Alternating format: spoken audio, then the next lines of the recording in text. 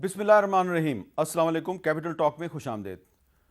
وفاقی حکومت اور پاکستان تحریک انصاف کے درمیان جو مذاکرات کا سلسلہ شروع ہوا تھا، اب ایسا لگتا ہے کہ وہ ڈیڈ لاک کا شکار ہو گیا ہے۔ جو مذاکرات کا تیسرا راؤنڈ ہے وہ 16 جنوری کو ہوا تھا، اور اس کے بعد 17 جنوری کو تحریک انصاف کے بانی چیئرمین عمران خان کو القادر ٹرسٹ کیس میں 14 سال قید کی سزا دی گئی۔ اب صورتحال یہ ہے کہ جو مذاکرات کا چوتھا راؤنڈ ہے اس کے لیے ابھی تک کسی ڈیٹ کو اناؤنس نہیں کیا گیا، اور آج پاکستان تحریک انصاف کے سیکرٹری جنرل سلمان اکرم راجہ صاحب نے یہ بتایا ہے کہ ان کی آج عمران خان صاحب سے ملاقات ہوئی، اور ملاقات کے بعد عمران خان نے ان کو کیا کہا اس سلسلے میں انہوں نے ایکس پر ایک سٹیٹمنٹ دیا ہے۔ Met with prime minister Imran Khan in Adiala prison today, he stands firm and resolute despite the patently absurd sentence of 14 years awarded last week. His instruction is that unless the government announces the Truth Commission for 9th May 26 November, there will be no further negotiations. اور اسی حوالے سے جو تحریک انصاف کے chairman ہیں barrister گوہر علی خان صاحب، انہوں نے بھی آج ایک بیان دیا، ذرا سنیے۔ خان صاحب نے بڑا کیٹیگوریکلی کہا ہے کہ 7 دن میں اگر حکومت نے کمیشن بنانے کا عندیہ نہیں دیا اور بنانے کے لیے نام فردر پروسیڈ نہیں کر سکے، پھر ہماری چوتھی میٹنگ نہیں ہوگی۔ اب سلمان اکرم راجہ صاحب نے کہا ہے کہ جب تک 9 مئی اور 26 نومبر کا کمیشن نہیں بنتا، حکومت کے ساتھ کوئی مذاکرات نہیں ہوں گے۔ بیرسٹر گور صاحب کہہ رہے ہیں کہ اگر حکومت اگلے 7 دن میں کوئی عندیہ دے دے تو مذاکرات ہو سکتے ہیں، ورنہ نہیں ہو سکتے۔ تو اس کے علاوہ ایک بڑی اہم ڈیولپمنٹ یہ ہے کہ ایک تحریک انصاف کے ایم این اے ہیں بلوچستان سے، بازئی صاحب، ان کو الیکشن کمیشن آف پاکستان نے ڈسکوالیفائی کر دیا تھا، سپریم کورٹ نے ان کو بحال کر دیا۔ آج ان کا جو تفصیلی فیصلہ جاری ہوا ہے سپریم کورٹ کی طرف سے، اس فیصلے کے آخر میں جو مسلم لیگ نون کے موجودہ صدر ہیں نواز شریف صاحب اور پرائم منسٹر شہباز شریف صاحب، ان کے بارے میں بھی کچھ سوالات کھڑے کر دیے گئے ہیں۔ وہ سوالات کیا ہیں اس پہ بھی ہم بات کریں گے۔ ہمارے ساتھ موجود ہیں تحریک انصاف کی جو مذاکراتی کمیٹی ہے اس کے رکن اور سابق اسپیکر قومی اسمبلی اسد کیسر صاحب۔ اسد کیسر صاحب، بہت بہت شکریہ۔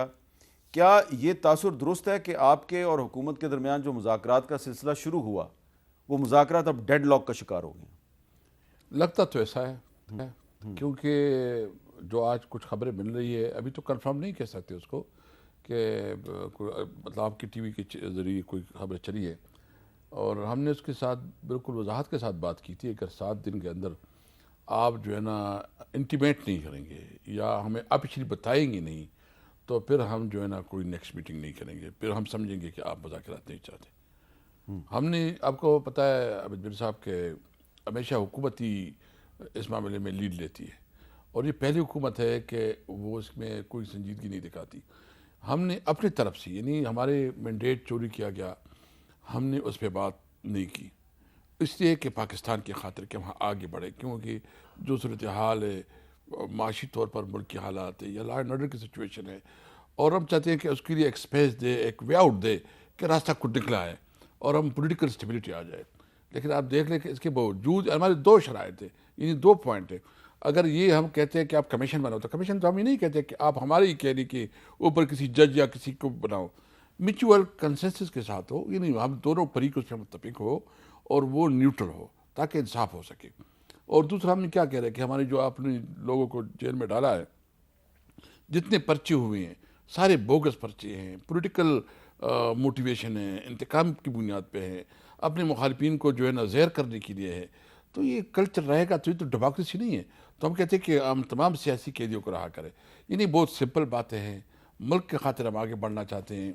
ابھی حکومت بال جو ہے نا حکومت کی کورٹ میں ہے، وہ کیا کرتی ہے ہمیں انتظار ہے۔ لیکن حکومت کی طرف سے بھی یہ کہا جا رہا ہے جی کہ مذاکرات جو ہے وہ صرف ایک دروازے سے ہونے چاہیے، 2 دروازوں سے نہیں ہونے چاہیے، کیونکہ آپ کے مذاکرات ہو رہے ہیں حکومت کی کمیٹی سے جس میں اسپیکر قومی اسمبلی شامل ہیں، اور آپ کے چیئرمین گور خان صاحب اور چیف منسٹر علی میر گنڈا پور صاحب کے مذاکرات جو ہیں وہ عسکری حکام کے ساتھ شروع ہو گئے ہیں، تو اس پر عرفان صدیقی صاحب جو ہیں وہ کافی پریشان نظر آتے ہیں۔ تو آپ نہیں سمجھتے کہ مذاکرات جو ہیں وہ صرف ایک دروازے سے ہونا چاہیے، 2 دروازوں سے نہیں ہونے چاہیے؟ نہیں، دیکھیں، سب سے پہلے بات تو یہ ہے عابد میر صاحب، جو پشاور میٹنگ ہوئی تھی وہ سیکیورٹی میٹنگ تھی، باقی انٹیگریٹی جو لوگ اس کو جو بھی اس کو لبادہ دے یا جس طرح بھی وہ اس کو پیش کرے، وہ اس کی اپنی مرضی ہے، لیکن ہم ایک ذمہ دار کی حیثیت سے جو کمٹمنٹ ہم کریں گے ہم اس کمٹمنٹ کو پورا کریں گے. یعنی ان کے ساتھ ہم نے کیا اسے مطالبہ ہے، کوئی بڑی بات نہیں کی ہے. آپ کمیشن بنائیں، اگر ہم اپنی کمٹمنٹ نہ پوری کر سکے، انہوں نے کہا ہم بھی کچھ مطالبات رکھیں گے، لکھے آئے ٹیبل پہ، ان کی اگر کوئی بات ہے تو وہ بھی لے کے آئیں، ہم اس کو ایڈریس کریں گے، بات کریں گے، مشاورت کریں گے، جو ڈویبل ہوں گے ہم اس کو کریں گے، جو نہیں ہوں گے نہیں کریں گے.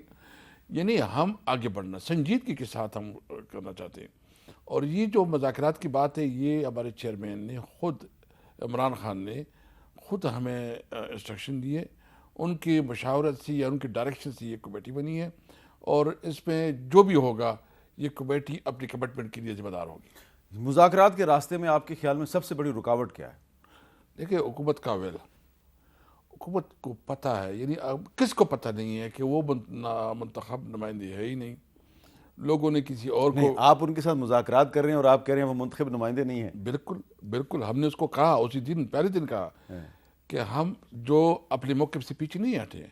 ہمارا موقف یہی ہے کہ آپ فارم 47 کے ہیں، آپ کے پاس لیجیٹمیٹی نہیں ہے، آپ لیجیٹمیٹ گورنمنٹ نہیں ہیں، لیکن ایک سچویشن میں ہم، مطلب ایک سچویشن میں تو آ گئے نا، تو اس کے مطابق کوئی راستہ نکالنا ہے. تو ہم بھی آپ کو ایز اے پروٹیسٹ اسمبلی میں بیٹھے ہیں، آپ کو جو ہے نا قانونی اور آئینی حکومت بھی نہیں مانتے، اس کے باوجود ہم کچھ اپنے حالات کی وجہ سے ملک کو جو جس حالات کا اس وقت کرائسس کا سامنا ہے، اس سے نکلنے کے لیے ہم راستہ دے رہے ہیں. اچھا، اب اس میں ایک سب سے امپورٹنٹ سوال یہ ہے کہ آپ نے پچھلے سال محمود اچکزئی صاحب کی سربراہی میں ایک تحریک تحفظ آئین شروع کی تھی. صاف نظر آ رہا تھا کہ تحریک انصاف جو ہے وہ ایک براڈ بیسڈ پولیٹیکل الائنس بنانا چاہ رہی ہے. اس میں آپ نے کچھ جلسے بھی کیے ان کے ساتھ مل کے.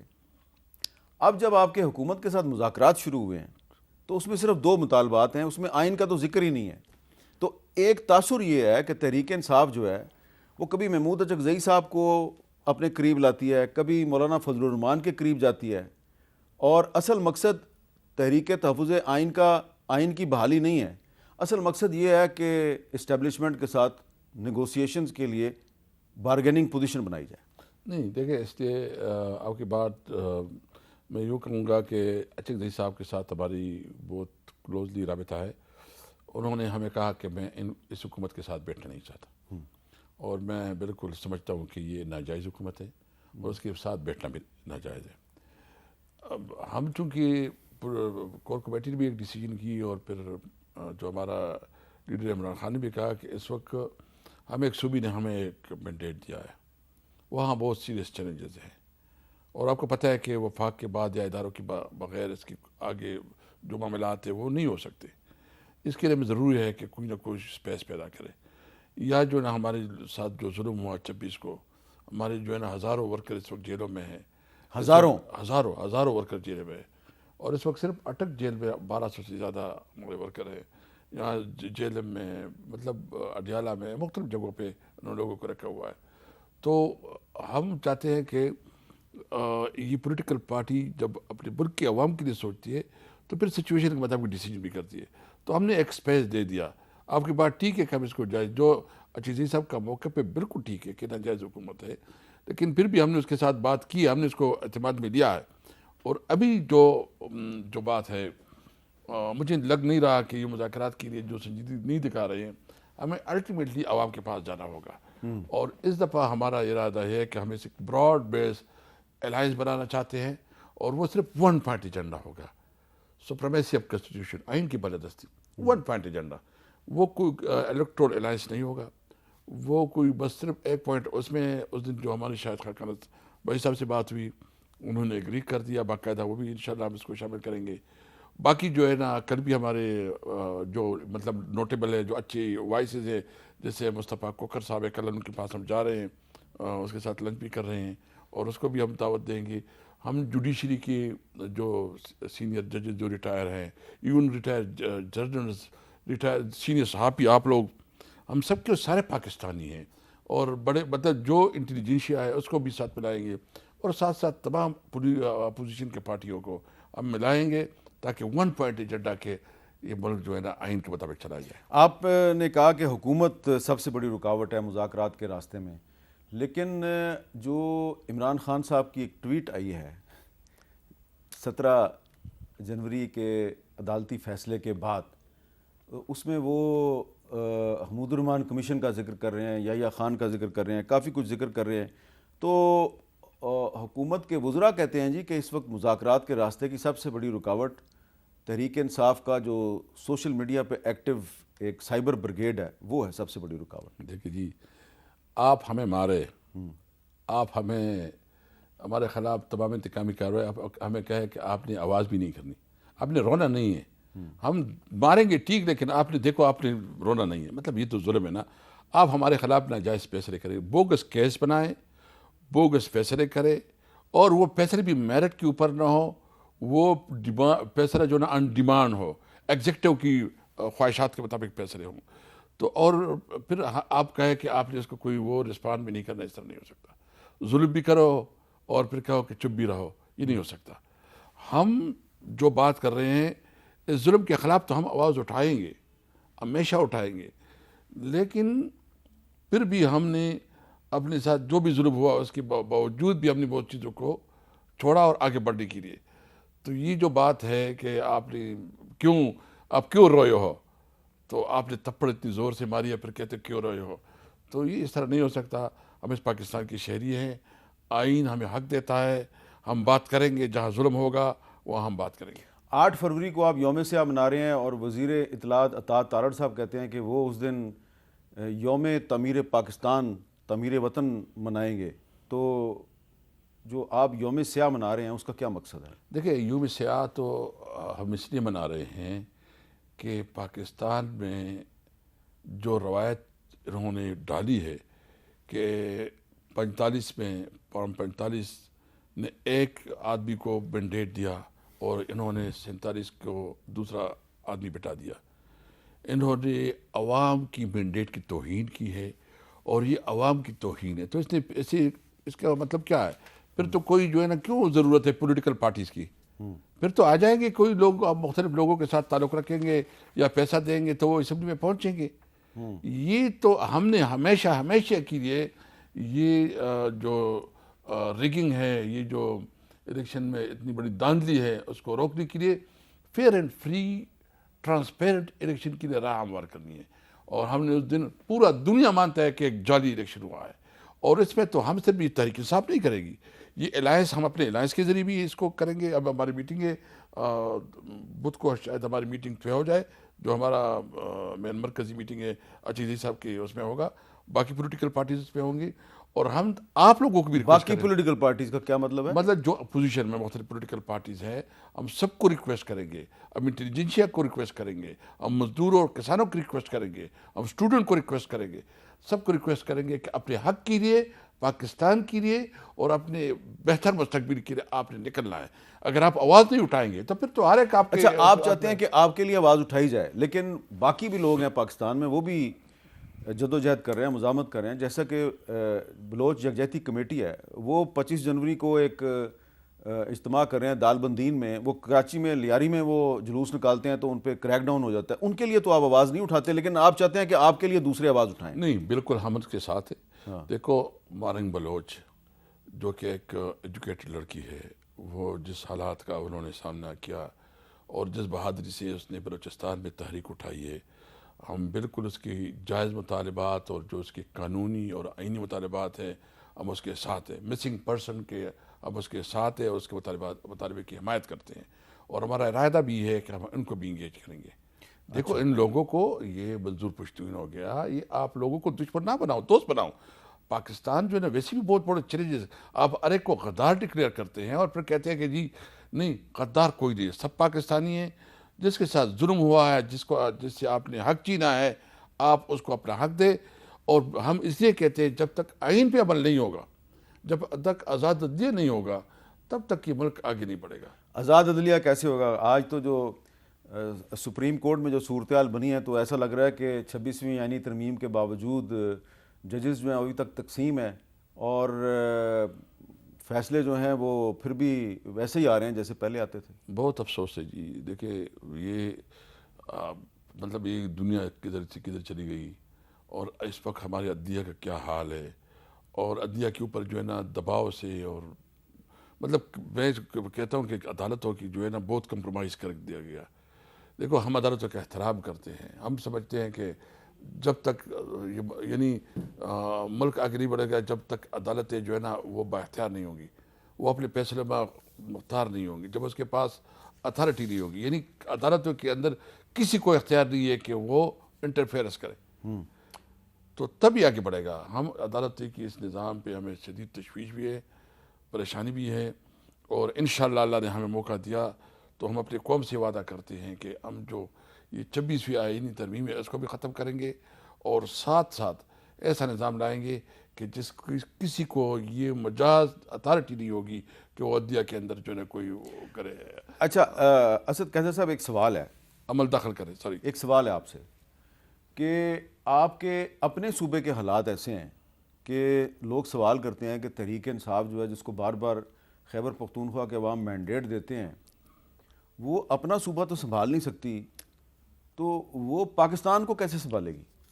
ٹھیک ہے جی، ہمارا صوبی کوئی حالات تو امین میر صاحب آپ مجھ سے زیادہ بہتر جانتے ہیں. ہم اس صوبے سے تعلق رکھ رہے ہیں جو بارڈر ایریا ہے، جس میں گزشتہ 40-50 سال سے جنگ ہو رہی ہے، اور یہ ابھی بھی نہیں، یہ سنٹو سیٹوں سے آپ کو پتہ ہے بڑا بیر کو پارٹی کے طور پر دیا گیا تھا، پھر جو ہے نا کولڈ وار رہی، پھر جو ہے نا رشیا افغانستان میں افغان جہاد کے نام سے جنگ لڑا گیا، پھر جو وار آن ٹیرر کے نام سے لڑا گیا. سارا ہمارے سرزمین پہ ہمارے لوگوں کو استعمال کیا گیا. علاقے کو ڈیولپمنٹ کوئی نہیں، نہ انڈسٹری ہے، نہ کالجز ہے، نہ اسکول ہے، نہ روڈ ہے. آپ گئے ہیں خود، آپ نے بلکہ آپ سے ریکویسٹ ہے کہ کوئی وہ ڈاکومنٹری بھی دکھائے، اور اس علاقے کو آپ نے مرج کیا. مرج کرتے وقت آپ نے ایک کمٹمنٹ بھی کی کہ ہم 1000 بلین جو ہے نا ڈیولپمنٹ میں دیں گے. نہ آپ ڈیولپمنٹ کے لیے فنڈ دیتے ہیں، نہ آپ NFC ایوارڈ کے مطابق اپنا کمٹمنٹ پورا کرتے ہیں، نہ آپ NHP کی جو فنڈ دیتے ہیں، آپ ان کو اپنے طبیعت کے آفیسر بھی نہیں دیتے.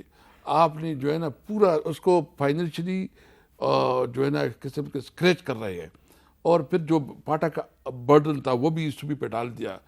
تو یہ بتاؤ کہ آپ جو ہے صرف اس لیے کہ وہ طریقے صاحب کا ساتھ دے رہے، اس سے انتقام لے رہے ہیں.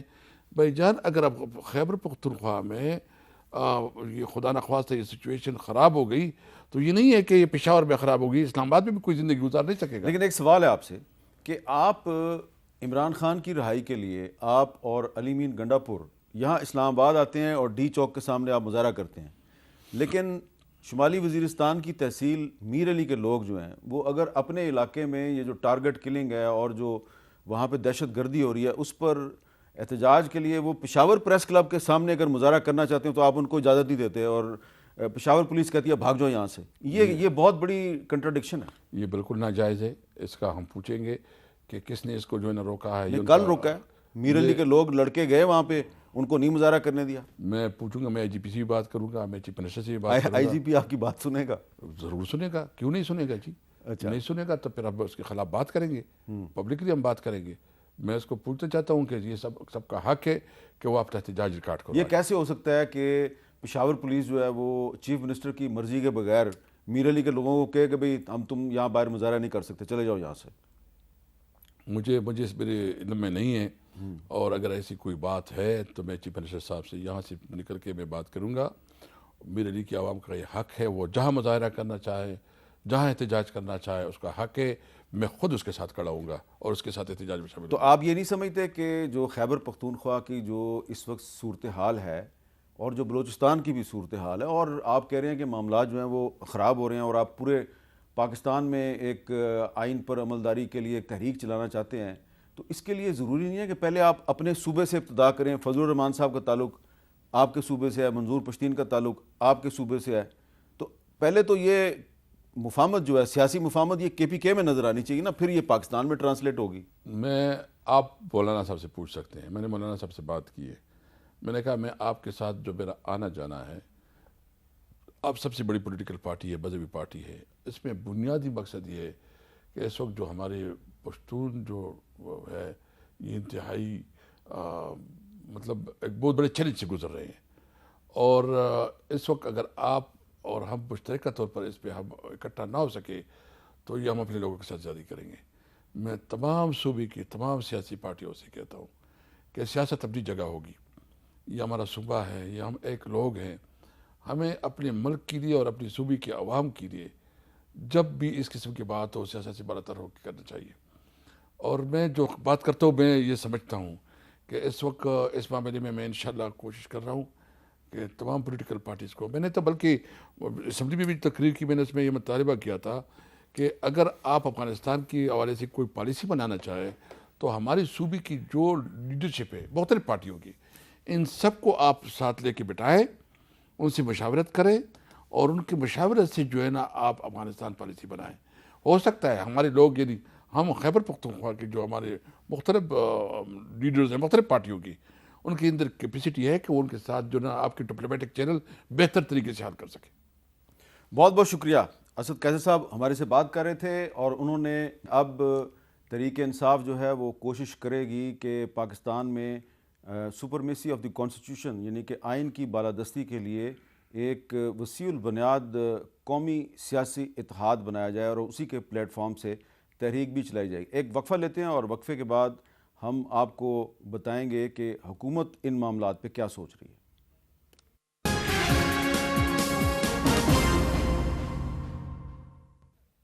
کیپٹل ٹاک میں خوش آمدید. جیسا کہ ہم نے آپ کو بتایا کہ پاکستان تحریک انصاف کے چیئرمین بیرسٹر گور خان صاحب اور سیکرٹری جنرل سلمان اکرم رایا صاحب نے یہ کہا ہے کہ جب تک حکومت کی طرف سے 9 مئی اور 26 نومبر کے واقعات پہ انکوائری کمیشن بنانے کا اعلان نہیں ہوتا, اب حکومت کے ساتھ مذاکرات کا چوتھا راؤنڈ نہیں ہوگا. تو اس پہ حکومت کا کیا موقف ہے, اس کے لیے ہمارے ساتھ موجود ہیں وفاقی وزیر اطلاعات جناب عطاء اللہ تارڑ صاحب. بہت شکریہ تارڑ صاحب. کیا ہم یہ کہہ سکتے ہیں کہ جی آپ کے اور پی ٹی آئی کے جو مذاکرات ہیں ان میں اب ایک ڈیڈ لاک آ گیا؟ بہت شکریہ بیر صاحب. قطن دیکھیے ایسا قطن نہیں ہے. سیاست میں کبھی ڈیڈ لاک مشکل سے ہی ہوتا ہے کیونکہ سیاست میں دروازے اور کھڑکیاں کھلے رہتے ہیں. اور پی ٹی آئی نے جو 26ویں آئینی ترمیم میں بھی کردار ادا کیا, میرا خیال ہے قابل ستائش ہے. کہ وہ الگ بات ہے کہ پبلکلی آپ اس کو کنڈیم بھی کریں, واک آؤٹ بھی کر جائیں, مگر ایک جمہوری پروسیس کے لیے پی ٹی آئی کے کہنے پہ شکیں نکالی بھی گئیں, کہنے پہ شکیں ڈالی بھی گئیں, اور انہوں نے تھرو مولانا جتنی نیگوسیشنز کی مثبت طریقے سے وہ منطقی انجام تک پہنچی. پی ٹی آئی کی جو یہ ڈیمانڈ ہے 26 نومبر اور 9 مئی پہ کمیشن بنانے کی, میری رائے تو یہ ہے کہ 9 مئی کے کیسز ملٹری کورٹس والے منطقی انجام تک پہنچ چکے, اے ٹی سی کورٹس میں اور باقی کورٹس کے اندر ٹرائل چل رہے ہیں, پروسیکیوشن کی سٹیج پہ ہیں, چلان پیش ہو چکے, اور 26 نومبر کے بھی چلان ابھی پیش ہونے کی سٹیج نہیں آئی.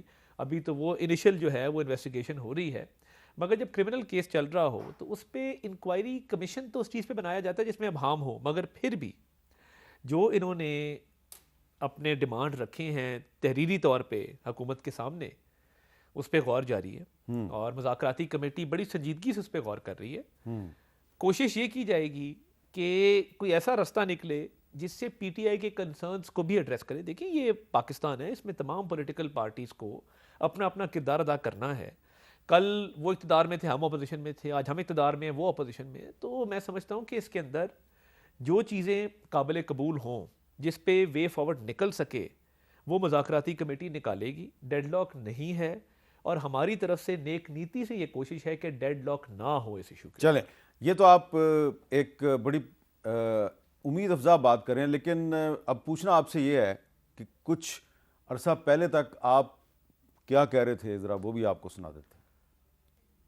آپ نے ایک مشہور زمانہ اور شہرہ آفاق پریس کانفرنس کی تھی کہ تحریک انصاف پر پابندی لگنے والی ہے, وہ کیا بنا؟ پرنسپل ڈیسیجن ہے. پرنسپل ڈیسیجن اس پہ کافی ہوم ورک ہو رہا ہے اور اصولی فیصلہ ہے. اصولی فیصلہ؟ ہاں, حتمی فیصلہ تب ہوگا جب تمام مشاورت مکمل کر لی جائے گی. لیگل ہوم ورک کے بعد جو ہے وہ اس حتمی فیصلے کا اعلان کر دیا جائے گا. تو وہ اصولی فیصلہ جو ہے اس کا اعلان کب ہوگا؟ میں یہ سمجھتا ہوں کہ اس وقت حالات ایسے تھے جس میں مشاورت کی گئی اور جتنے قانونی لوگ ہمارے ساتھ تھے انہوں نے بھی کہا کہ جی یہ بالکل بین لگنا چاہیے. اس وقت سے لے کے آج تک ہم بہت مختلف ٹیریٹری میں انٹر ہو چکے ہیں. ٹھیک ہے. اور میں یہ سمجھتا ہوں کہ اب جو حالات ہیں جس کے اندر ایک پازیٹیو نیگوسیشنز چل رہی ہیں, اور میں بطور ایک گراس روٹ لیول کے پولیٹیکل ورکر کے یہ سمجھتا ہوں کہ اب جو نیگوسیشن چل رہی ہیں ان کو کامیاب بھی ہونا چاہیے, اور نیک نیتی سے کوشش یہ ہے کہ نیگوسیشنز کامیاب ہوں. اور دیکھیے بات یہ جیسا رسپانس وہاں سے آتا ہے اسی پہ ری ایکشن ہمارا آتا ہے. اگر وہ ایک ایسا نریٹو بنائیں جس پہ وہ بلڈوز کر دے ہر چیز کو, تو آبویسلی ہماری طرف سے بھی ری ایکشن اسی کے برابر ہوگا. وہ بری کہاوت ہے جیسا منہ ویسی چپیڑ, مگر وہ میں اس طرف جانا نہیں چاہتا. تو ان کے رویے میں بھی بہت ایک مثبت ہم نے چینج دیکھا. اور جب کیمرہ بند ہوتا ہے نا میر صاحب, تو مختلف پرسنالٹیز ابھر کے باہر آ جاتی ہیں. لگتا ہی نہیں وہی بندہ جب بھی کیمرے کے سامنے بیٹھا ہوا. یہ بات تو آپ نے صحیح کہی. اور ایون علی امین خان کے ساتھ 2-3 نشستیں ایسی ہوئیں, نیشنل ایکشن پلان کی میٹنگ ہوتی ہے, ویری پلیزنٹ اور بڑا مثبت ایک طریقے سے وہ بات کرتے ہیں. تو ہمیں یہ بطور سیاستدان یہ سمجھنا پڑے گا کہ لوگوں کو ہم نے لیڈ کر کے بتانا ہے کہ چیز کیسے آگے چلنی ہے. اگر ہم چند ٹرولز کی وجہ سے اور چند اپنے سپورٹرز کے سخت رویے کی وجہ سے ہر وقت یہ ایک لڑائی کا ماحول, محاذ آرائی کا ماحول اور تلخی کا ماحول رکھیں گے, تو میں سمجھتا ہوں اس ملک کے عوام کا نقصان ہوگا, اس ملک کی سیاست کا نقصان ہوگا اور الٹیمیٹلی اس ملک کی جمہوریت کا نقصان ہوگا. اب ایک سوال میرا ہے, جو 17 جنوری کو جو فیصلہ آیا ہے ناصر جاوید رانا صاحب کا لکھا ہوا, اس میں انہوں نے وہ 190 ملین پاؤنڈ کا ذکر کیا ہے.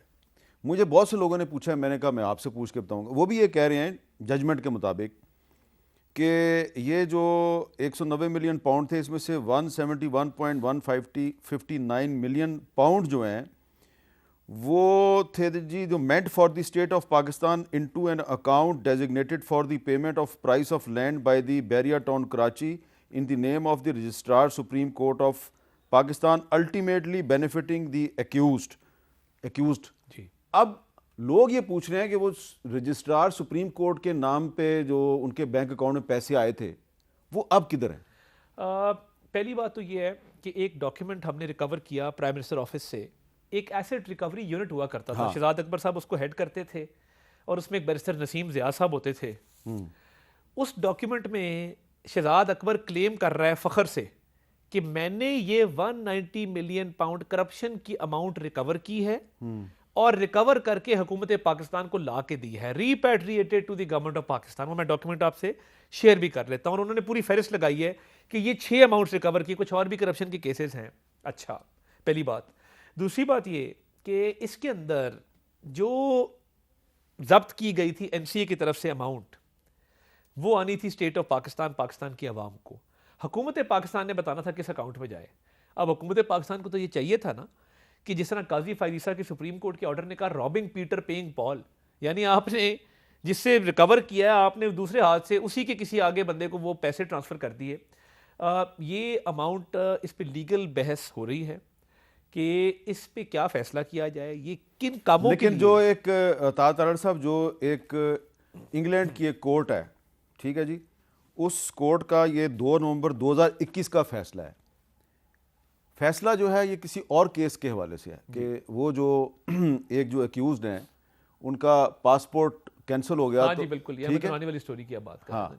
تو لیکن اس میں ایک پیرا ہے اس ججمنٹ میں جس میں انہوں نے یہ بتایا ہے کہ یہ جو the N C A announce that the assets would be return to the state of Pakistan. The statement was underpinned by the framework agreement dated 6 November 2009 made between the NCA and Mr. Ali. It identified that the monies which had been the subject of the settlement would be paid towards rupees 460 billion Bahria Town were ordered to pay the Supreme Court of Pakistan in its judgment dated 21 March 2019. یعنی کہ بحریہ town کو supreme court of Pakistan نے کہا کہ ادا کرو پیسے, تو اس لیے یہ سپریم کورٹ کے اکاؤنٹ میں آئے. اس میں ایک تو یہ پاسپورٹ کے اور ویزاز کے حوالے سے کیس ہے, یہ کرپشن کا کیس نہیں ہے, یہ سبجیکٹ میٹر وہ 190 ملین پاؤنڈ اس کیس کے نہیں ہیں. ہیونگ سیڈ دیٹ, جب این سی اے نے ایک اماؤنٹ ریکور کی اور جرمانہ کیا اور ملک صاحب اور ان کی فیملی سے وہ ضبط کر کے حکومت پاکستان کو دی, تو اگر وہ ملک صاحب کو ہی دینی تھی تو وہیں پہ دے دیتے, پاکستان ٹرانسفر کرنے کی کیا ضرورت تھی کہ ہم ان کا ایک اور جرمانہ پے کر دیں. جب اس طرح کا پاسپورٹ کے کیس میں یا کسی بھی کیس میں کوئی فیصلہ آتا ہے, اس میں دونوں سائیڈوں کی, ڈیفینڈنٹ کی اور جو پلینٹف ہوتا ہے, اس کے ریکارڈ کو بھی پروز کر کے اس کی کنٹینشنز کو بھی ریکارڈ کیا جاتا ہے. تو یہ تو بائنڈنگ ڈیسیجن تو ہے نہیں پہلی بات یہ بیکاز یہ ڈیسیجن جو تھا وہ پاسپورٹ سے متعلقہ تھا. نہیں پاسپورٹ سے متعلقہ تھا لیکن انہوں نے حوالہ دیا ہے ایک ایگریمنٹ کا این میں وہی سی کہہ اے رہا ہوں نا, کے ساتھ. جب آپ کوئی بھی چیز پیش کرتے ہیں, میں عدالت میں جاتا ہوں, میں کہتا ہوں جی میری کنٹینشن یہ ہے کہ یہ فلاں ڈاکیومنٹ میرے سے پرٹین کرتا ہے, اس میں یہ لکھا ہوا ہے. میری کنٹینشن ریکارڈ کرنا عدالت کا کام ہے, مگر اگر وہ سبجیکٹ میٹر سے ریلیٹ نہیں کرتی تو اس کو بائنڈنگ پارٹ آف ججمنٹ بنا کے امپلیمنٹیشن نہیں کروائی لیکن جاتی. یہ سوال تو ویلڈ ہے نا اطاعت تارڑ صاحب کہ چلیں آپ نے عمران خان کو اور بشرا بی بی کو سزا دے دی, لیکن الزام عمران خان پہ ہے کہ اس نے ایک پراپرٹی ٹائکون کو فائدہ پہنچایا, وہ دبئی میں ہیں موجود, ان کے خلاف آپ نے کیا کارروائی کی؟ میں آپ کا شکر گزار ہوں کہ آپ یہ بڑے بہادر طریقے سے اس ایشو پہ بات کر رہے تھے. بہت سارے لوگ اس پہ بات کرنے کی بھی قائل نہیں ہیں. تو یہ کیونکہ نیشنل اکاؤنٹیبلٹی آرڈیننس کے تحت پبلک آفس ہولڈر جس نے یہ اسٹیٹ کو نقصان کیا, دیکھیں نیب کہاں آتا ہے, جہاں اسٹیٹ کا نقصان ہوا رشوت یا کرپشن کے ذریعے, اور جہاں کسی پرائیویٹ انڈیویجول کو اسٹیٹ کی کاسٹ پہ فائدہ دیا. یہ سارا معاملہ عمران احمد خان نیازی صاحب کے بغیر ممکن نہیں تھا. بٹ ہیونگ سیڈ دیٹ, اس کیس میں اکامپلس ہیں ملک ریاض صاحب, بینیفیشری ہیں. اس کیس میں فرحت شہزادی جو ابھی بھی مفرور ہیں وہ بھی اکامپلس ہیں. یہ اب نیب کی پروسیکیوشن ٹیم کو یہ طے کرنا ہوگا کہ کیا ان کے لیے کوئی ریڈ نوٹس جاری کیا جائے گا, یا ایک قانون میں جائیداد کی کرکی کے حوالے سے آرڈر ہوتے ہیں, کیا وہ آرڈر کیے جائیں گے. یہ اب پروسیکیوشن کی ٹیم کو, تحقیقاتی ادارہ جس کے حوالے سے یہ آرڈر آیا ہے, یہ اس کو فیصلہ کرنا ہے. جو فیصلہ آئے گا, جو فیصلہ وہ کریں گے, حکومت سے جو فیسیلیٹیشن چاہیں گے. میں نے بھی کچھ ڈاکومنٹس پڑھے ہیں بڑی تفصیل سے, اور مجھے یہ پتہ چلا ہے کہ یہ جو پیسے ہیں دراصل جو سپریم کورٹ آف پاکستان نے ریکور کیے, یہ ملیٹ ڈیولپمنٹ اتھارٹی کے پیسے ہیں. اور ملیٹ ڈیولپمنٹ اتھارٹی جو ہے پتہ نہیں وہ چاہتی ہے یہ پیسے اس کے پاس جائیں یا نہیں جائیں, کیونکہ اس میں بہت سے جو وہاں اس علاقے کے جو دیہات ہیں اس کی زمینوں پہ قبضہ ہوا, بہت سے جو سکول ہیں ان کی عمارتوں کو گرا دیا گیا, تو وہ جو وہاں پہ نقصان ہوا ہے وہ اس کا بھی تو مداوع کرنا ہے. دیکھیں ایک زمین ہے جو ملیٹ ڈیولپمنٹ اتھارٹی کی زمین ہے, ایک زمین ہے جو ادھر پنڈی کی فارسٹ لینڈ ہے, جس حوالے سے آپ کو یاد ہوگا پرویز الہی صاحب نے ایک اسپیشل پرمیشن دے کے وہ فارسٹ لینڈ ایکوائر کر کے دی تھی بیریا ٹاؤن کو. اس کا مجھے موضع کا نام بھول گیا مگر وہ بڑا مشہور موضع ہے پنڈی کا. تو یہ government of Punjab, government of Sindh کا پیسہ ہے. اسٹیٹ نے اس پہ ڈیسائیڈ کرنا ہے کہ اس پیسے کا کیا ہوگا, بیکاز الٹیمیٹلی نقصان وہاں کے لوکلز کا ہوا, نقصان اسٹیٹ کا ہوا, نقصان ان پروونشل گورنمنٹس کا ہوا. اور دیکھیے پاکستان کی تاریخ میں بڑے بڑے فیصلے ہوئے ہیں. آپ نے ٹرسٹی کھولنا تھا, آپ ایدی کا کھولتے, چیپا کا کھولتے. شہزاد رائے بہت اچھا کام کرتے ہیں, ان کی اپنی پارٹی کا ابرار الحق سہارا فار لائف ٹرسٹ ہے, وہ چلاتے ہیں, بہت اچھا کام کرتے ہیں, آپ ان کا کھول لیتے. آپ نے یونیورسٹی کھولنی تھی, آپ کسی امجد ثاقب سے بات کرتے, بڑے کسی فلانتھروپسٹ سے بات کرتے. یہ تو دیکھنا جو میری بھگت ہے کہ 28 کروڑ روپے اکاؤنٹ میں آ جائے, 5 کیرٹ کی انگوٹھیاں مانگ لیں, پلاٹ مانگ لیں, زمین مانگ لیں, فلاں چیز مانگ لیں. تو یہ تو دیکھیں نا اتنا بلیٹڈ کرپشن کا کیس ہے, اور یہ پورے کا پورا پیسہ میری رائے میں یہ جانا چاہیے حکومت. تو یہ فیصلہ اگر کوئی ایسا جج لکھتا جس کو سپریم کورٹ کی طرف سے کارروائی کا سامنا نہ کرنا جس نے نہ کیا ہوتا, تو یہ فیصلہ بھی آپ نے ایک ایسے جج سے لکھوایا جس کو سپریم کورٹ نے جس کی جوڈیشل پاورز کو وڈرا کیا. اور آج بھی جن ججوں نے حلف اٹھایا ہے اس میں ایک جج صاحب جو ہیں وہ رانا ثناءاللہ صاحب کے بارے میں کیا کہتے رہے ہیں, ذرا سنیں. اس ملا صاحب کے عدالت میں یہ چلان پڑا ہوا ہے. ہماری جتنی ایویڈنس ہے جس میں ریکوری آف 15 kg ہیروئن, جس میں سٹیٹمنٹ انویسٹیگیٹنگ آفیسر کی, ریکوری کے وٹنسز ہیں, 3 وٹنسز ہیں, ان کی سٹیٹمنٹس. ادارے نے اپنا لیگلی کام کیا ہے, کرتا رہے گا. یہ افینس اگینسٹ پبلک ہے, سوسائٹی ہے, اس میں آپ لوگوں نے بھی ساتھ دینا ہے. یہ 1 کلو ہیروئن 1000 بندے کو مارنے کے لیے کافی ہوتی ہے, آپ ذہن میں رکھیے گا. یہ بہت سیریس افینس ہے. اب جی یہ جج بن گئے ہیں اسلام آباد ہائی کورٹ کے یہ صاحب, میری ان سے کوئی ذاتی لڑائی نہیں ہے, لیکن میں نے جب ان کا کلپ سنا تو میں سوچنے لگا کہ یہ شخص جج بن کے جو فیصلے لکھے گا کیا میں اس پہ کبھی یقین کروں گا؟ آپ یقین کریں گے؟ دیکھیں الٹیمیٹلی اس کیس کی فیٹ کیا ہوئی, اور جوڈیشل پروسیس کے تحت آپ نے یہ جج ناصر جاوید رانا صاحب کی بھی بات کی. ڈیورنگ سروس سینشور ہونا, ہمارے بہت سے افسر ہیں, پولیس کے افسر ہیں, آئی جی تک پہنچتے ہیں, کہیں نہ کہیں کوئی نہ کسی انکوائری میں کبھی نہ کبھی کریئر کے اندر سینشور بھی ہوتا ہے, جرمانہ بھی ہوتا ہے, کوئی نہ کوئی اے سی آر بھی ایک آدھی شارٹ ہوتی ہے. مگر پروسیسز موجود ہیں ڈسمسل کے کہ جی یہ شخص جوڈیشل سروس کے قابل نہیں ہے, اس کو نوکری سے برخاست کیا جاتا ہے. میں سمجھتا ہوں کہ یہ مختلف اوقات میں جب آپ کی ایک پروسیس کے تحت پروموٹ ہو کے آپ ایک لیول تک پہنچ جاتے ہیں تو آبویسلی آپ کے ماضی کے ٹریک ریکارڈ کو دیکھا جاتا ہے. الٹیمیٹلی اس کیس کا بھی, یہ جو رانا ثناءاللہ صاحب والا کیس ہے, جن لوگوں نے وہ ایویڈنس پیش کیا کورٹ میں, دیکھیں نا کورٹ کے سامنے وہ کیا چیز لے کے گئے, کورٹ کے سامنے وہ ایویڈنس جو, اور بری کس بات پہ ہوئے, وہ جو ٹائم سٹیمپ تھی جس کے اندر ٹول پلازا پہ ان کی موجودگی ثابت نہیں تھی اتنے منٹ کی, اور وہ جو مومی لفافے کے اندر کہہ رہے تھے کہ جی ہیروئن برآمد ہوئی ہے, وہ برآمدگی جعلی ڈالی گئی. کیا یہ ساری باتیں ان جج صاحب کو نہیں پتا تھی؟ میرا خیال ہے بعد میں ان کو سمجھ آ گئی نا یہ, کیونکہ شروع میں, اور دیکھیں اس میں میڈیا نے میرا سوال بڑا سمپل ہے, اس طرح کے متنازع لوگوں کو ہی جج کیوں بناتے ہیں آپ؟ دیکھیں جوڈیشل اپوائنٹمنٹس کا اس ملک میں ایک سسٹم موجود ہے, اور آبویسلی اگر تو اس سسٹم میں پارلیمنٹ بھی تو ہے نا. جی پارلیمنٹ ہے, پارلیمنٹیرینز بھی ہیں. تو رانا ثناءاللہ صاحب کے دل پہ کیا بیت رہی ہوگی جس بندے نے مجھ پہ جھوٹا الزام لگایا, اس کو ہائی کورٹ کا جج بنا دیا. الزام تو دیکھیں نا اے این ایف نے لگایا, اور دیکھیں اس کیس کے اندر خدا کی قسم کھائی, شہریار افریدی صاحب نے آج بھی پارلیمنٹ میں بیٹھے ہوئے تھے, اس وقت کے ڈی جی اے این ایف نے, انہوں نے بیٹھ کے ان کے ساتھ پریس کانفرنس کی. ایویڈنس تو کورٹ کے سامنے یہ لوگ لائے نا, ایونچولی جو بری بھی کیا تو عدلیہ نے کیا نا, عدالت نے ایک فیصلہ دیا کہ جی یہ ایویڈنس نہیں تھا ٹھیک, اور ایونچولی جو انکوائری ہوئی اس کے تحت ان کو باعزت بری کیا گیا. تو میں سمجھتا ہوں کہ ڈسچارج کا کیس تھا, ان کو موقع پہ ہی ڈسچارج ان کو کر دینا چاہیے تھا, بالکل درست بات ہے. مگر جن لوگوں نے کیس انیشیٹ کیا اور جو لوگ خدا کی قسمیں کھاتے رہے, قصور تو ان کا ہے نا کہ وہ ایویڈنس ہی کورٹ کے سامنے فلاڈ لے کے گئے. جی ایک بریک لیتے ہیں, بریک کے بعد دوبارہ ملتے ہیں.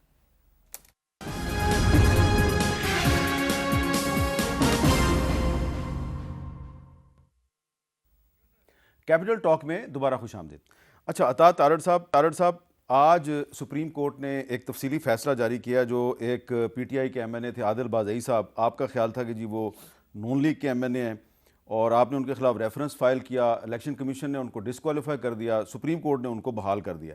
لیکن آج جو تفصیلی فیصلہ آیا سپریم کورٹ کا, اس میں وہ کہہ رہے ہیں جی کہ یہ the declarations made by the party head of P M L N that the appellant had defected from the said political party are not confirmed. اور آگے چل کے, یہ تو نواز شریف صاحب کے بارے میں بات ہوگی, آگے چل کے وہ کہہ رہے ہیں جی کہ پرائم منسٹر شہباز شریف صاحب جو ہیں ان کے حوالے سے بھی کچھ سوالات پیدا ہوتے ہیں. آپ نہیں سمجھتے کہ یہ جو سپریم کورٹ کی ججمنٹ ہے اس کی روشنی میں نواز شریف صاحب کے لیے کافی مشکلات پیدا ہو سکتی ہیں؟ دیکھیے عادل بازئی صاحب کا ایفیڈیوٹ پارٹی کے پاس آیا اور انہوں نے جمع کرایا, اور ایک ٹائم لیمٹ ہوتی ہے جس کے اندر آپ نے اسمبلی میں حلف اٹھانے کے بعد ودن وہ 2 دن آپ نے کسی نہ کسی پولیٹیکل پارٹی کو جوائن کرنا ہوتا ہے.